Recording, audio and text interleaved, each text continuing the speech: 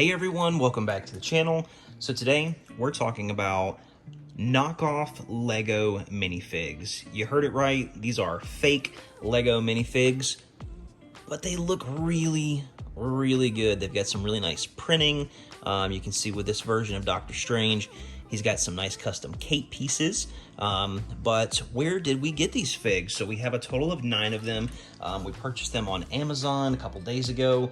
Had them shipped to us, 20 bucks for 9 figures. And now these are a mixture of Venom as well as Doctor Strange in the Multiverse of Madness, and the bulk of these figs are from Spider-Man No Way Home. So just a very interesting collection of figures, but let's go ahead and take all of these out of the bag and let's talk about them.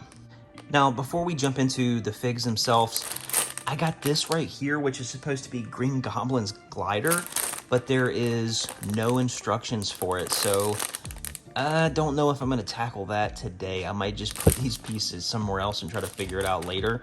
But we'll definitely take a look at the fig. Trying to tackle this with no instructions is not something I want to do at this point in the afternoon. All right, so first up we have Sinister Strange here, looking really nice. He has the Eye of Agamotto there on around his neck. He's got some really nice printing with the dark reds, dark purple, a little bit of nougat color on there on his robes. And now these are similar colors that we saw on some of Wong's prints from the Bricktober set, so that's really cool. I believe he has 2 faces. Let's take a look. There's face number 1. Yep, and face number 2. Now, this cape piece is very interesting, and it's meant to pop up and stay up, but it doesn't really do that. At best, it'll stay flat. And if you can see right there underneath his neck area, because there's so many folds in this, it really bulges and doesn't look great. So I've got some scissors here, and I am going to try to trim that out and see if I can make it look a little bit better. Now, before I start cutting, just wanted to show you guys what the cape originally looks like. All right, so there's the top section of the cape. You can see how much I'm trimming off of that section. As you can see, that looks a ton better. Trimming off that little extra piece of fabric made it stand right up like it's supposed to. So if you guys do pick this up, link is in the description below on Amazon. Definitely cut that little extra bit of material out, makes it look a lot better. And these printed red dishes that have like the spell runes on them, that is included with this fig. It's kind of like the extra accessory piece. And there's a lot of other really cool accessory pieces that are in these sets. So let's go ahead and move on to our next one. All right, next up is Andrew Garfield's Spider-Man. Slightly more of a muddled print on this particular fig. With that particular shade of blue, it's a lot darker when they print all those really fine lines. I'm trying to get the light to kind of catch a glimpse of it for you, so you can see kind of the detail that they were going for there on the torso. But I think they should have used some lighter colors, maybe a little more white or silver than the black. And then for some reason they went with gold eyes, which is really strange. Now also, this fig comes with a goofy looking printed helmet, which is very odd. Definitely won't be using that on anything. But it does come with a alternate head and hair combo, which in my opinion, I think is gonna be the best way to display this fig. Next up, what I believe is Toby Mcguire's version of Spider-Man. All right, so certainly this fig has a lot brighter printing. I think it looks, all of the lines and stuff, they're a lot more visible. The detail is much clearer on this.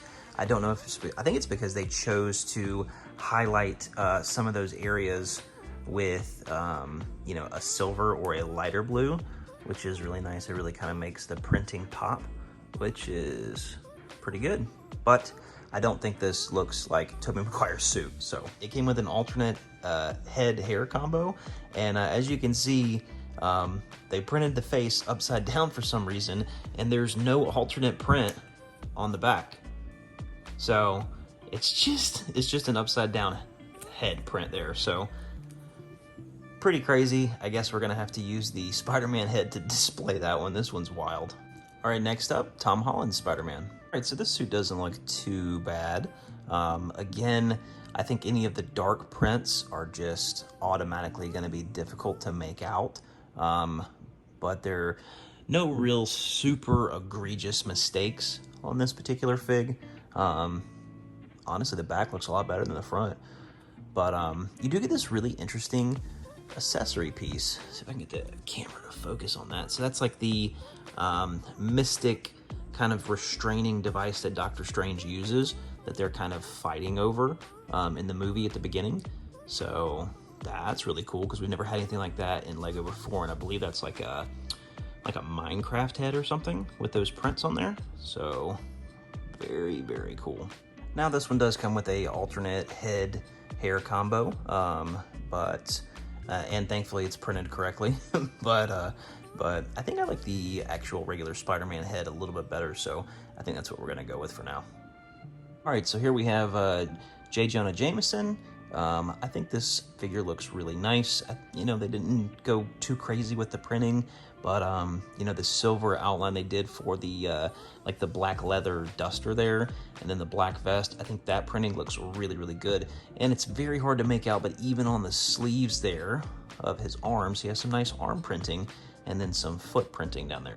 All right, so this figure was the reason I bought the set. The number one reason, there is another figure in here that we haven't done yet that I am extremely interested in, but this was the one I originally wanted. It has Doctor Strange in his Columbia University sweatshirt there, and then his awesome coffee mug. So let's go ahead and take a look at him. Definitely my favorite figure so far.